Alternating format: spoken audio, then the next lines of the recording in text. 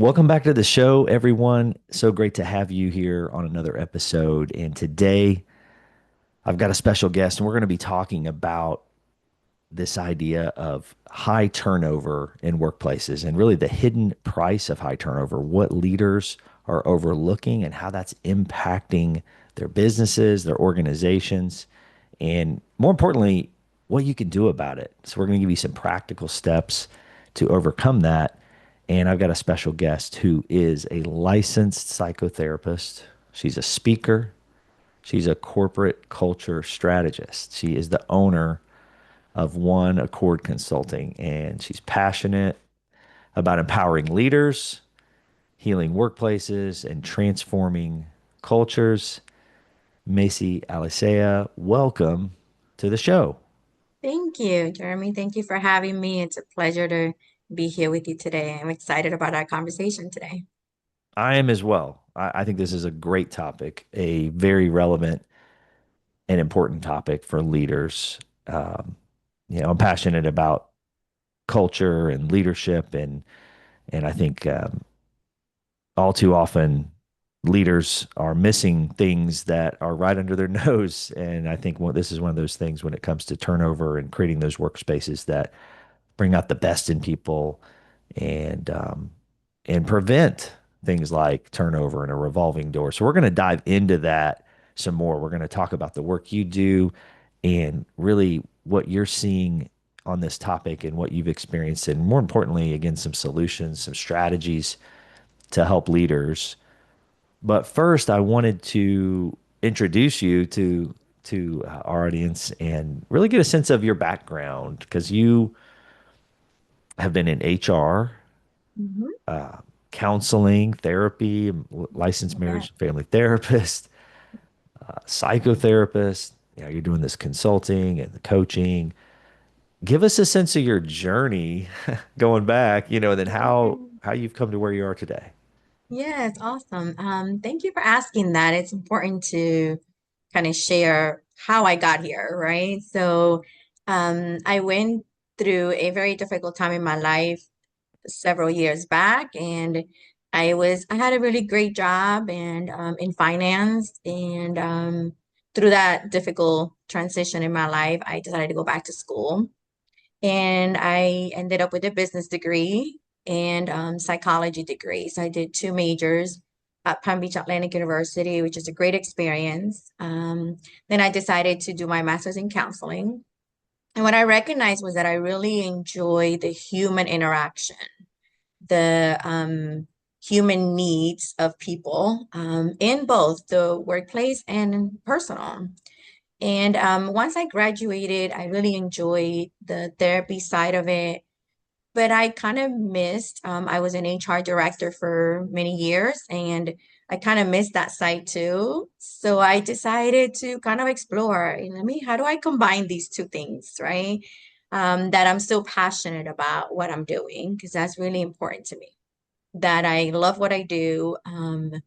And I just decided, okay, maybe let's just focus on the human side, right? Mm. Mhm. And looking at connections and how we are created to feel connected, which is why I named my company One Accord, because it's united, right? It's Mm. togetherness, is so it's very intentional what I do. And I want to help people feel that they belong, that they're valued in both the workplace and personal. Mm. I saw a lot of that need in HR. I noticed, I know we're going to talk about high turnover, so that was the main issue, was high turnover. And I saw the needs of people to just feel like they were appreciated, that they belonged.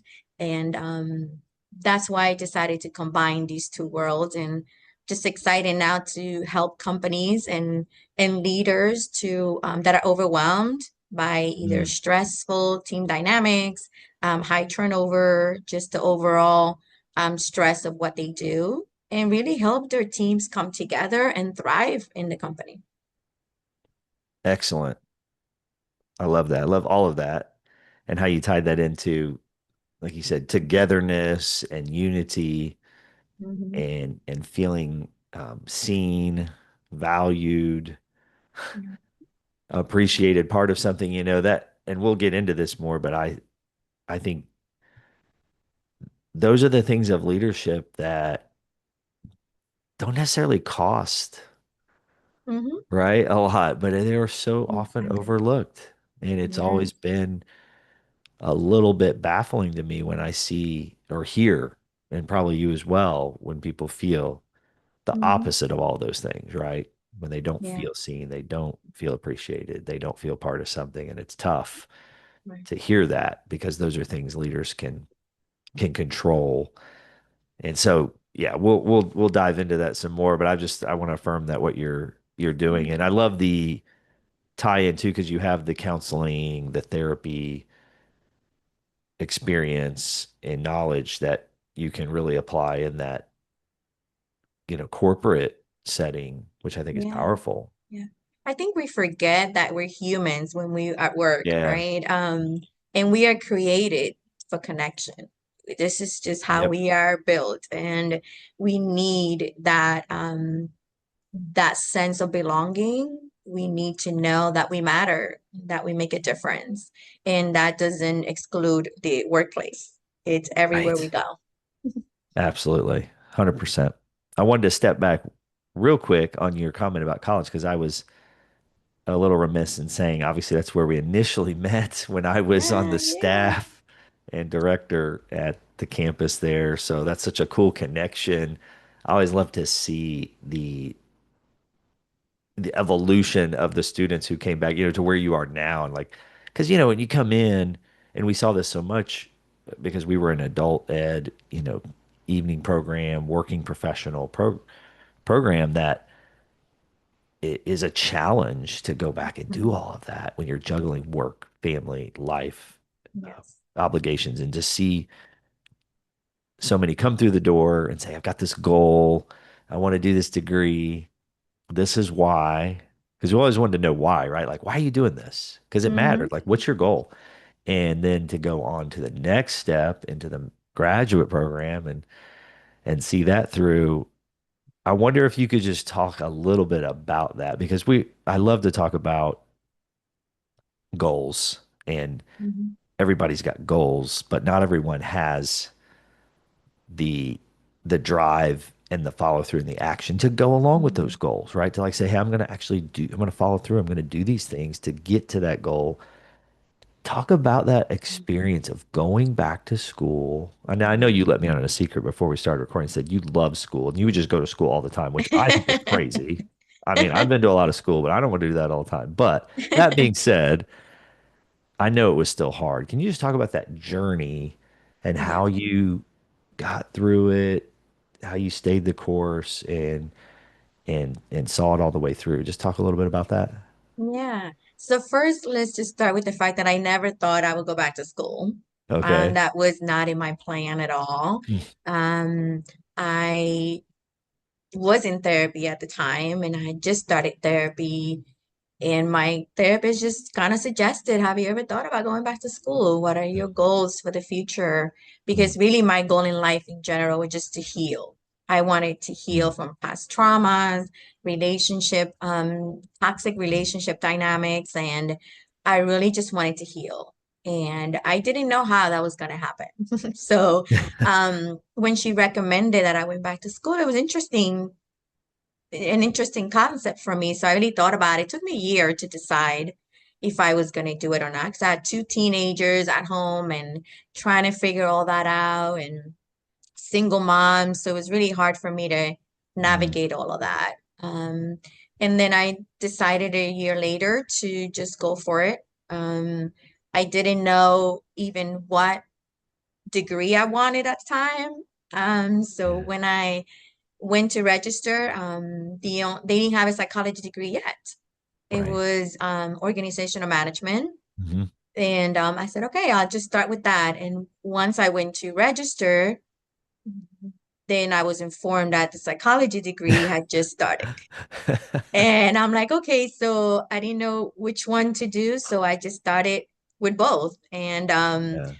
my intention wasn't really to end up with two majors, but I Yeah. just kept, I really enjoy the business classes. I enjoy the psychology classes. So I just kept going and I ended up with two majors.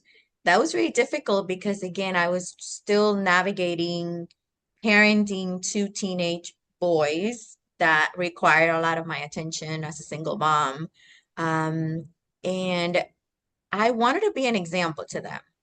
I Yes. think it was really Mm, important to me to show them that no matter what happens in life, that you can rise up from any circumstances and really make it happen. So it was time consuming, financially consuming. It was a lot of hard work.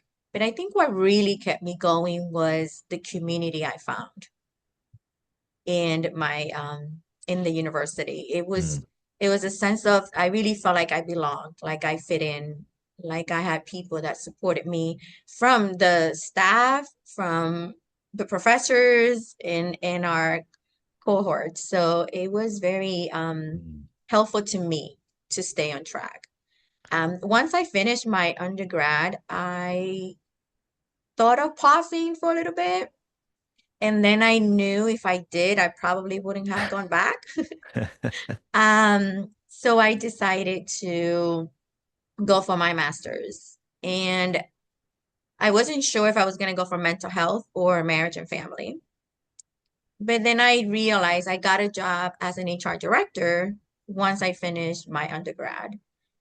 And I really enjoy the human interaction Mm, and the need to feel connected to other people. mm, And that's when I decided to do marriage and family, mm. which and we need to feel like we are part of something, Mhm, right? As much mhm. as we are an individual society, individualistic, we are meant to have people to support Yeah. us, to be there for us. And that's when I decided to do marriage and family. I actually did both for a while. After I finished my degree and I was in HR, I did therapy and HR. And I really loved it. I loved both. Um, And then I decided to become a full-time therapist after COVID. Once Mhm, COVID hit, then it was a huge increase in mental health need. So mm. I decided to do that. So yeah, I think the community is what really kept me going. The fact that I wanted to be an example for my children was huge for me. And by the grace of God, I just kept going. And I'm glad I did. I felt so, Yeah. it was like a reward for myself that I was able to accomplish that. It's wonderful. And I can't tell you how many times we heard a similar story of the motivation. A lot of times it was that I want to be an example, to Hmm. my kids, to my family. And and obviously there's longer goal, big goals like maybe your career and where you want to go. But man, those intrinsic motivators of why I'm doing this were always front and center.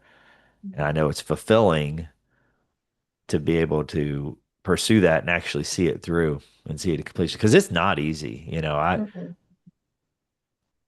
I just admire what you all were consistently doing to come there a couple nights a week and Hmm. be there for 4 hours and then all the work and study and everything you had to do to see it through. But I love that part about community. That's such a great insight because whether Hmm. it's at in that environment or it's at work or church or wherever, just that value of community Hmm. to support and encourage and and help you get through it is so key. So thank you for sharing that.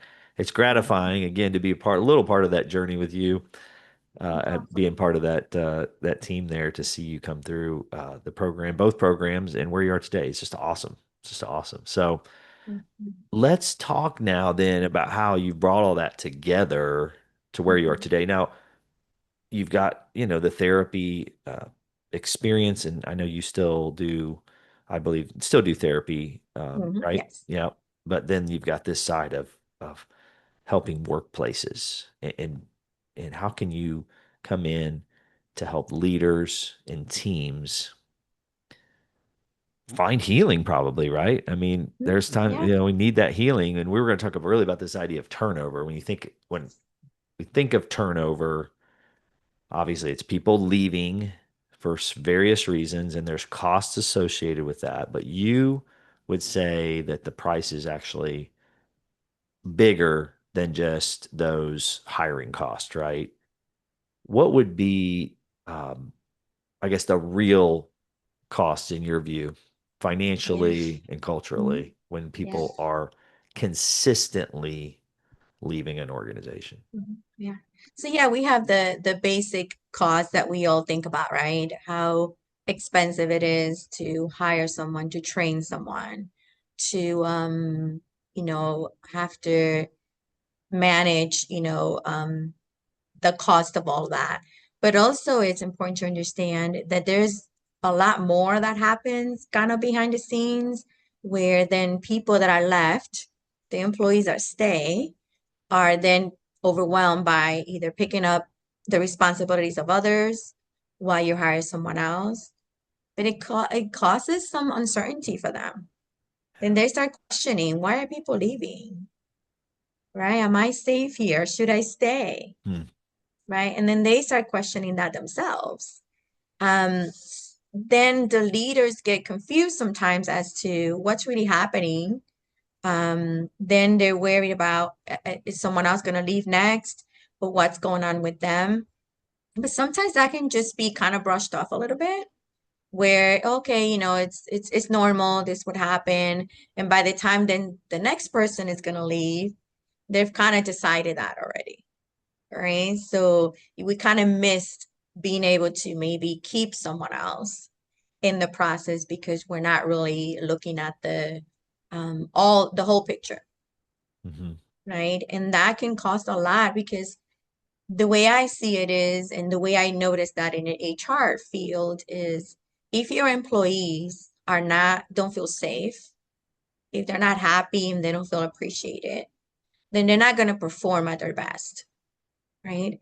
And when they don't perform at the best, the people that are going to affect is usually clients or customers, right? At the time I was in hospitality, so it was the guests in the hotels or the customers.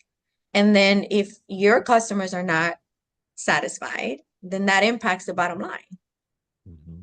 right? So it affects everything. Even though, most leaders say, okay, we just replace someone, no big deal, because we're not really aware of the hidden cost, how it really affects morale, right? When people don't feel like, oh, is this a safe place to be? Should I be here? Then they either start calling in sick, or maybe they don't give their best performance at work. Maybe they're looking for another job, Yeah. right? So it causes a lot of uncertainty. Yeah. Um, I was going to ask you about this. You said about being safe, and Hmm. I've heard that. It's kind of we hear that term. It's not safe. Obviously, we're talking really about like psychological safety, Hmm. right? Would you say is safety? Like, what does it look like in a culture that does have that psychological safety? Like, how would you know? Right. So you would know by employees that are willing and feel free speaking up. Okay. They feel like they can share their opinion safely. They feel seen, that when they do speak up, it matters, Yeah. right? That they want to go to work every day, right?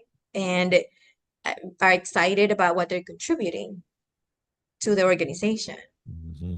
right? So when an employee can do that, then leaders feel that they can count on the employees to be there. They feel that they can rely on their productivity because it's going to get done. Things are going to happen. People are more creative too when they feel the sense of belonging, right? That they feel seen. Hmm. They will come up with ideas. They will bring Hmm. solutions to the table, right? And Hmm. once that happens, then everyone comes together. Goes back to that community, right? They start working together. They start feeling like they need each other. in order to succeed, Hmm. right? They hold each other accountable, right? And when they do that, then the leaders are able to even create more projects, create more creative ideas to be able to even be more successful and get to a different level, Hmm. right? So that's really what it looks like. And that's Okay. where togetherness makes such a difference. It's working united, working together, knowing that it matters. Yeah. Yeah, I love that. So that's like the ideal place we want to get leaders to and teams. And obviously not everyone is there. Otherwise we wouldn't be having this conversation because that's just the reality is that that's an idealistic goal and but one that is realistic, right? With some hard work and great leadership. So we're going to talk about that more a little bit later and just like how do you get to that place? But I want to stay on this where we are right now with this idea of the cost. And you talked about trust, morale, productivity. Like those are areas that suffer Mhm. when the culture is not one that what you just described, right? When people Right. don't feel appreciated, when they don't feel part of community, when they don't feel seen, and whatever other feelings they are experiencing in that culture that drive them away. Um, but what are some of the if I'm a leader and I've got a team and I think things are going okay, but they're really not, what would be some of those we would say warning signs? Mhm. What are some of those indicators if I'm paying Yes. attention, I go, hey, Mhm. something's not, right here in the culture. What would you say some of those signs might be? Yes. That's a great question because this is where we usually miss it, right? Yeah. So it's kind of noticing our employees maybe not as involved. Do they kind of start withdrawing, maybe Hmm. not attending meetings?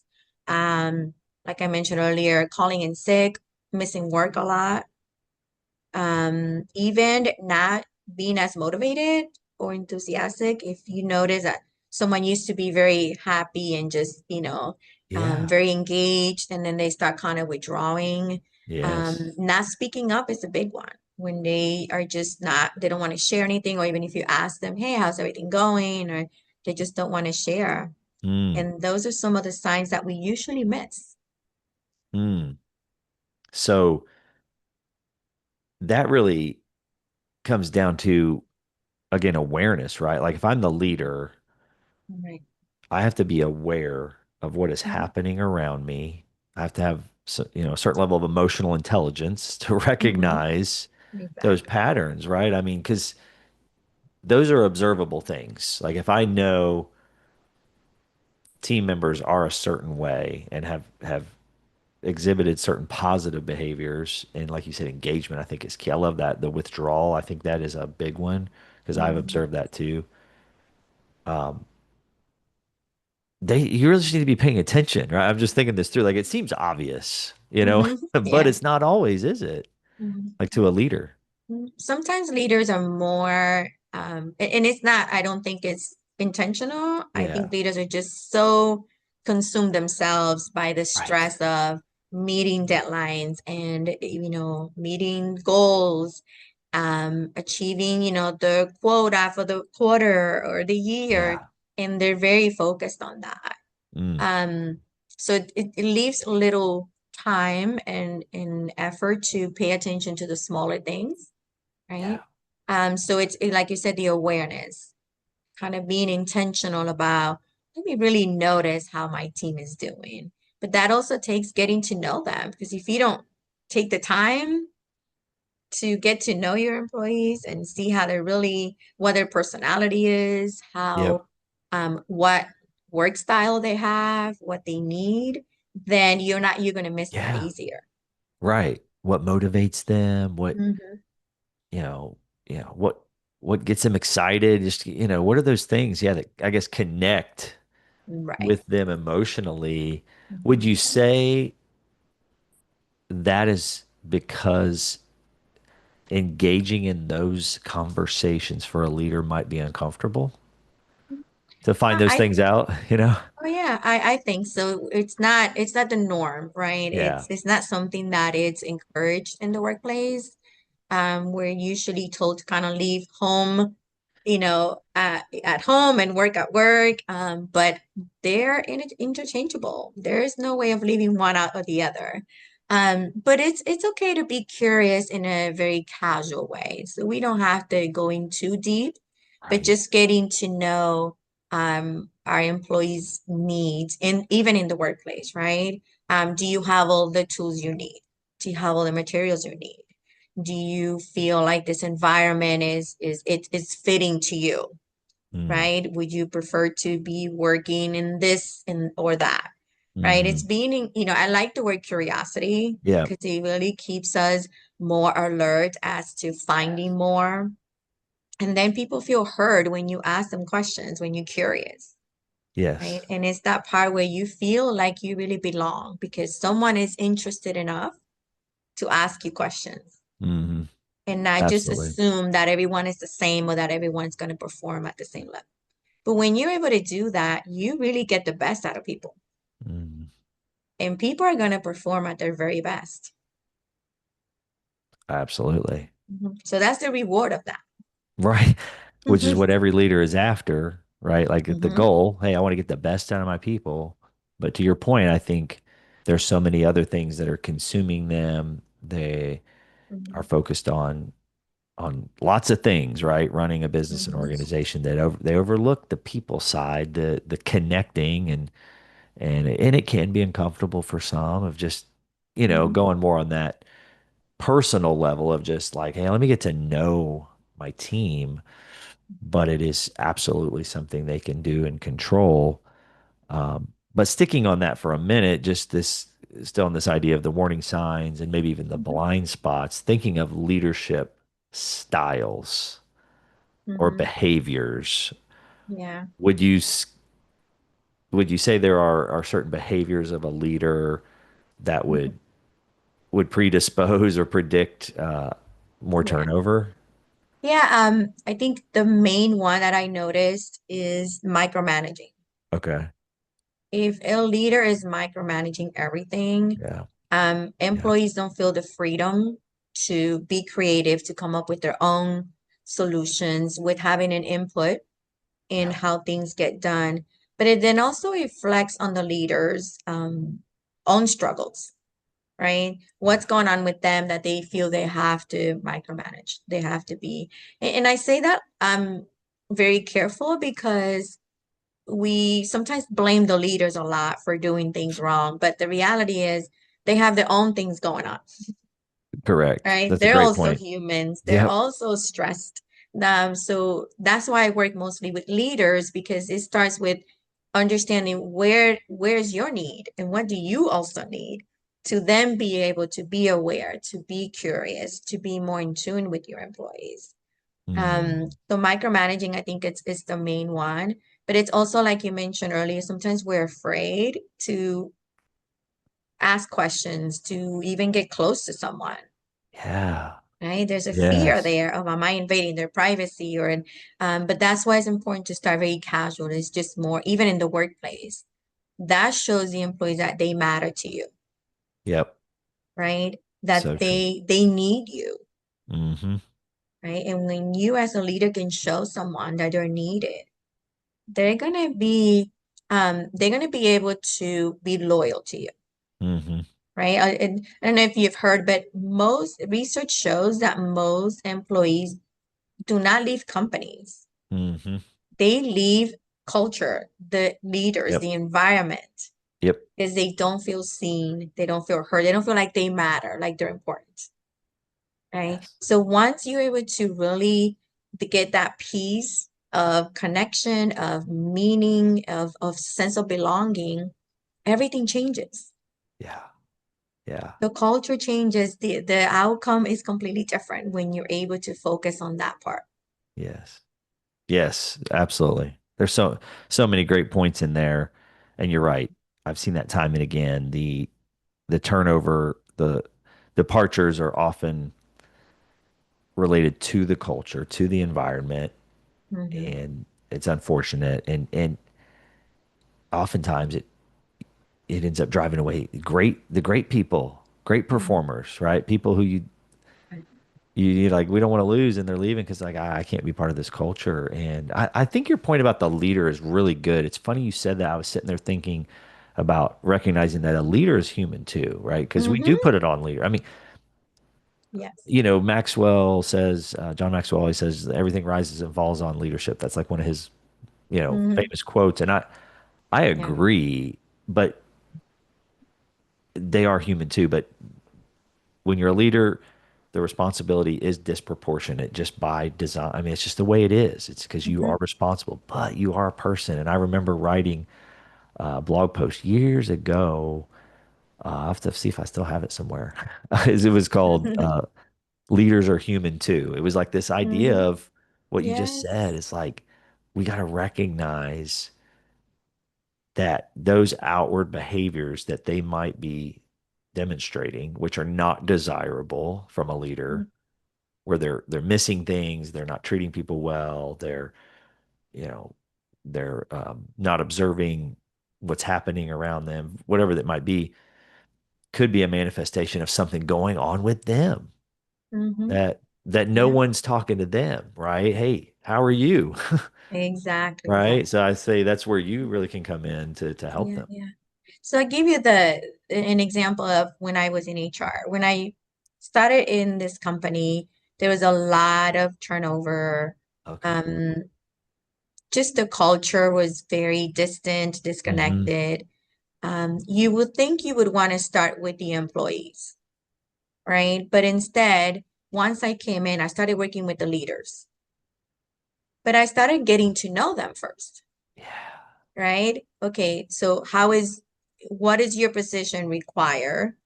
How stressful is it? What is the demand on you, right? And getting to know each of them individually to find out what they needed first, right? What would help you then show up differently for your employee?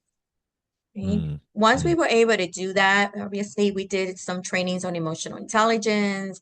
Um, we worked through the book, the 7 Habits of Highly Effective People. mhm, We kind of, each took the subject in each of them and really worked through it.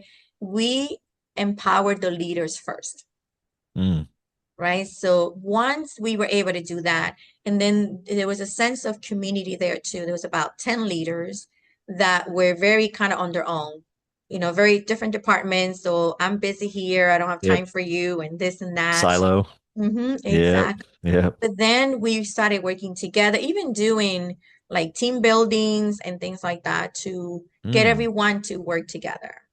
mm, Once we were able to do that and accomplish that, then they started showing up differently for their mm, mm. teams, right? And That's then they great. started creating more of that connection and that building trust with their teams. And really, I'm going to say less than a year later, everyone was working well together. There was much less turnover. People wanted to come to work. They were happy. They were excited about coming in. They were more vocal, right? As HR, I would kind of go around and make sure everybody, is there anything you need? I don't have like a suggestion box. I actually want you to tell me, right? Just come and tell me how you Yeah. doing, what's going It's on. awesome. And it created a sense of community that Mm, really helped, again, achieve the goals, be more successful, really get to a whole new level in their company because they were able to do that. mm. And that's what makes a difference. That's a great example. I love that. I think it's so spot on to say if we're gonna fix the culture, we have to start with the leaders, Mm-hmm. and get them to where they need to be because it does trickle down, right? The leaders shape the culture and the environment and the team and have so much influence over what's happening there that you've got to start there. So that's fantastic. That's great. Thank you for sharing that. I think it really illuminates what we're talking about and highlights the key of of the role of the leader in shaping culture and addressing what we're really talking about today, this turnover problem.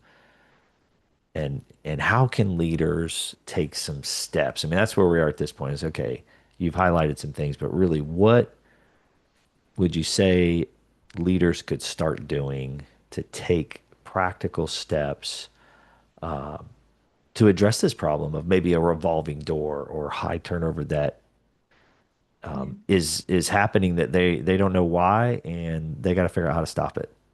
Right. And that's it. It starts with being more involved and asking those questions Hmm.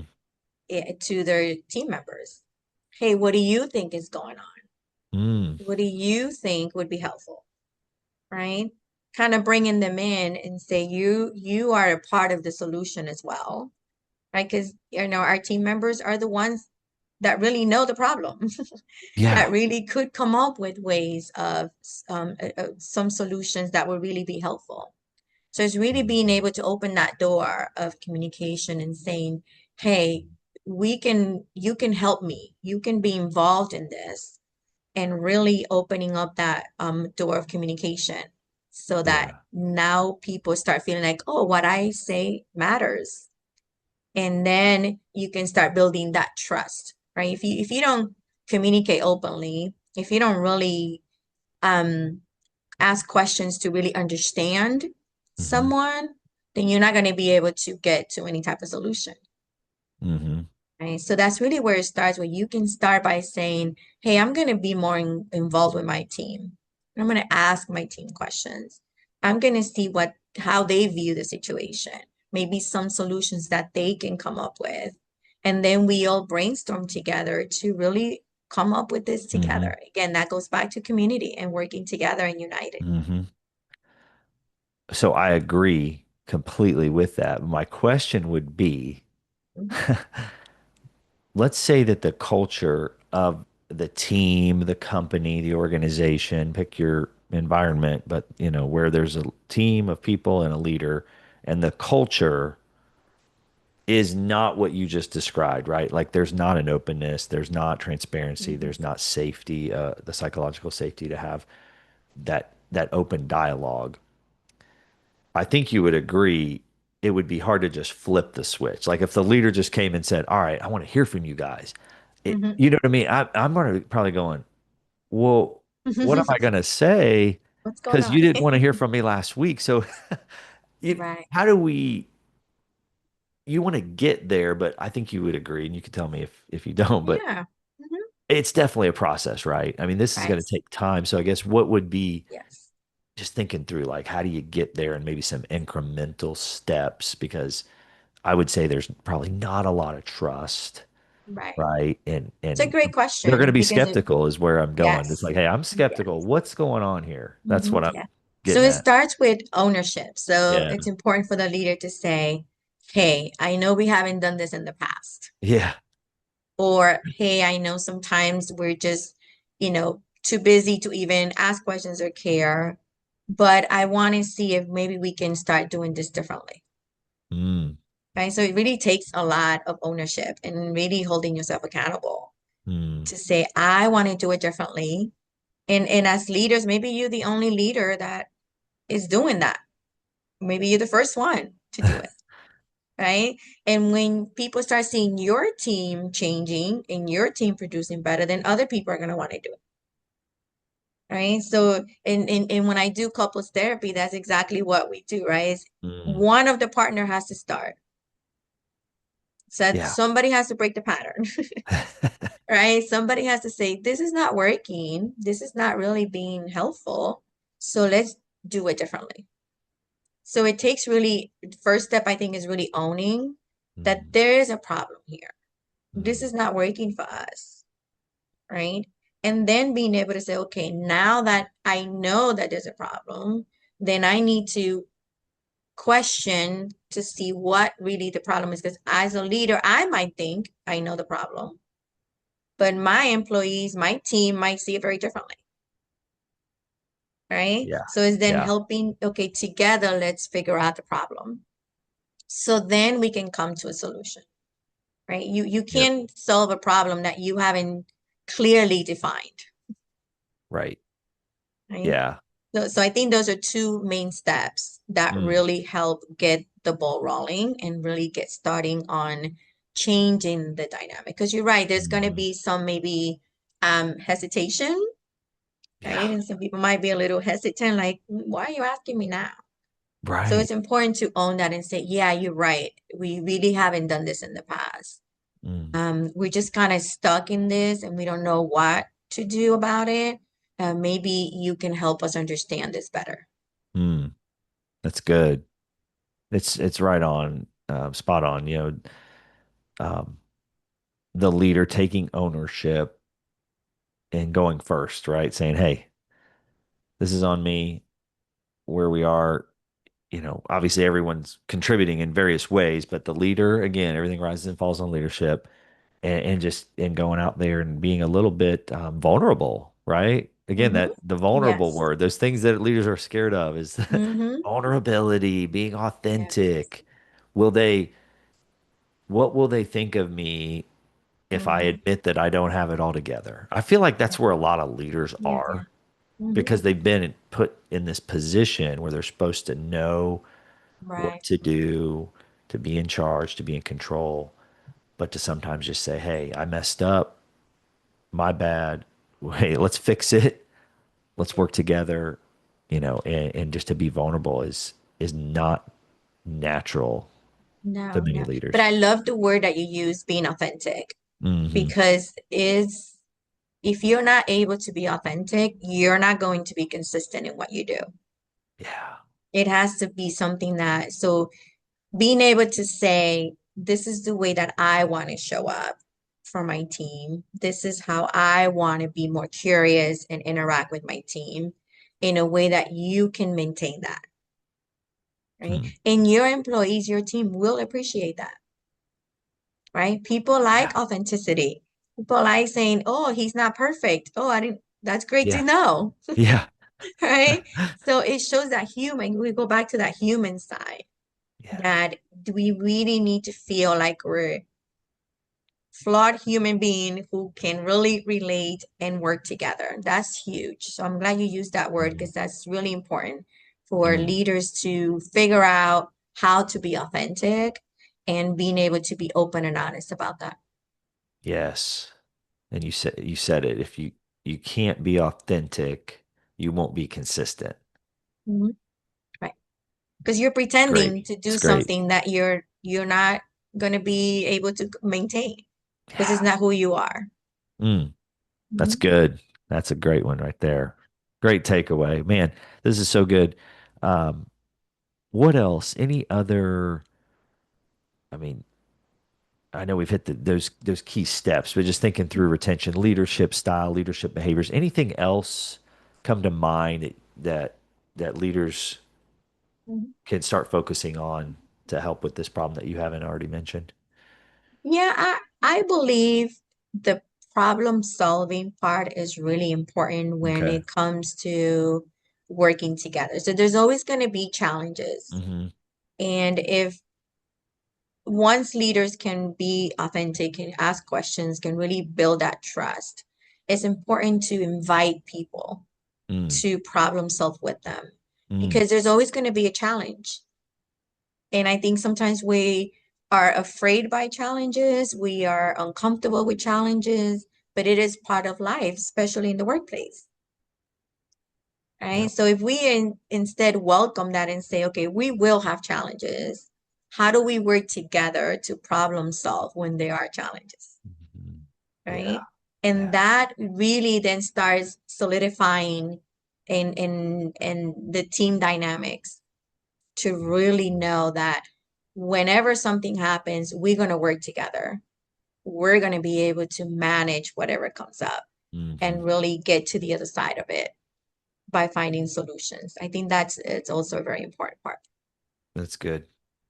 And again, it's bringing people together, right? I'm part of Hmm. something. I'm part of this. I'm Right. I'm seen. I'm valued. I have something to contribute. I think those are all Hmm. things that are communicated in Yes. that process. Hmm. Okay. So you've given us a lot, great tips, great insights of how to not only the problem, but how to tackle it, right? But so if there's someone out there now struggling with turnover, they've got this problem, they know they've got it, but they're just not really sure where to start. Mhm. Any immediate practical steps? I know you've talked about, authenticity and ownership and those things, but like something practical they could start doing right away. Yeah. Well, so first recognizing that you might need help. Okay. You might not be able to do it alone. You might not be able to figure out even where to start, right? So that's a huge step to say, maybe I need to find someone that can guide us. Maybe I need to recognize and acknowledge that we just don't know how to even get started, right? That's okay to know Mm, that I don't know how, but I want to find out, right? okay. And that's a huge step. So that's where when I come into an organization, that's my first step is how can I help you? Where do you feel stuck? Where do Mm, you feel that you are have no idea how to go from there?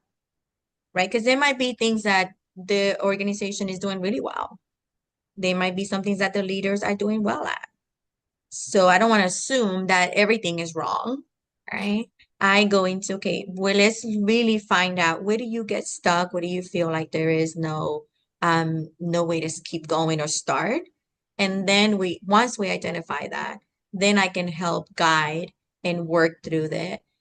Whether it is by individual, like I said, with the HR experiences by with each individual and finding out each leader's struggles and then coming together on that. So I think identifying the problem is mm, really important first with the fact that we have to acknowledge I don't know how to start. mm. And that could Yeah. be difficult, right? Because as leaders, we're expected to know.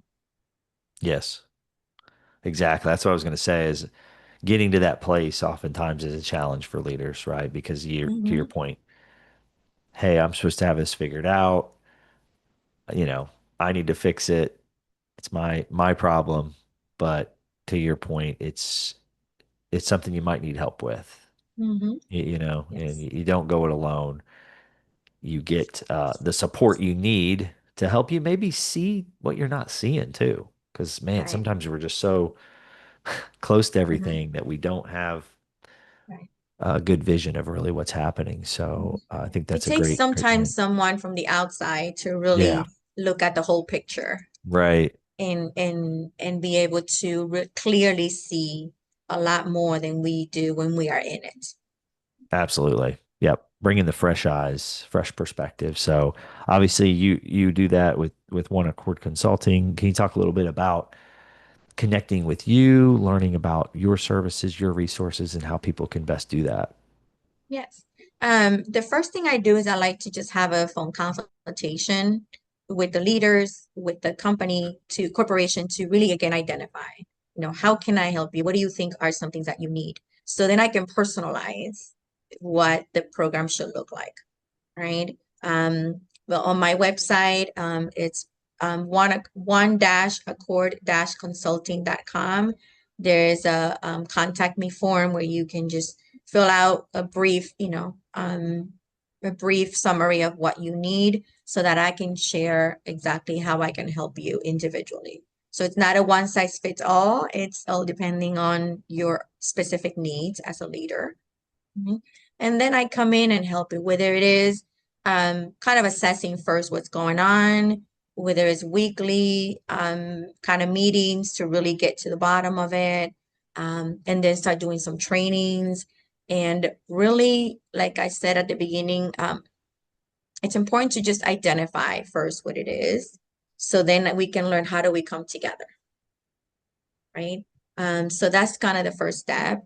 You can reach me on LinkedIn as well, on the One Accord Consulting page, and on social media. My goal is really to help workplaces find a way to create a culture that is healthy, that is People want to go to work every day, that people feel like I'm proud to work here. I want to come here. And that is possible. Yeah. And I know sometimes we think that workplaces are meant to be toxic. That's not the mentality that we should have. We should have it. We want to have a culture where people feel welcomed, people feel that they want to be here and grow. Because when you have employees that stay and your team is solid, that knowledge is irreplaceable. What they bring to the table, you lose every time someone leaves, right? And that's really where creating that culture helps you thrive in your business. That's so good. Great way to wrap this up. Anything else that you haven't touched on? Do you feel like we covered it all, or was there anything else you wanted to highlight that we Yeah, didn't talk about? I think we covered a lot. I really believe that people should at least have the awareness that it is possible, and especially leaders to know I'm human. I don't have all the tools, and I can create a culture that people want to work in and that people are happy and proud to be in. I think that is a fantastic goal and one that we should all aspire to. And so we're glad that you are out there helping leaders, helping teams and organizations. It's important work, and just want to affirm you for doing that, and we'll Thank encourage you. everyone who's listening or watching to connect with you to learn more about how you can help them. So thanks for all you're doing, and thanks for Thank investing in you. us today. Thank you for having me. I'm really passionate about what I do, so I'm really excited to be here with you today. Excellent. It shows, which is awesome. So thank you again. Thank you.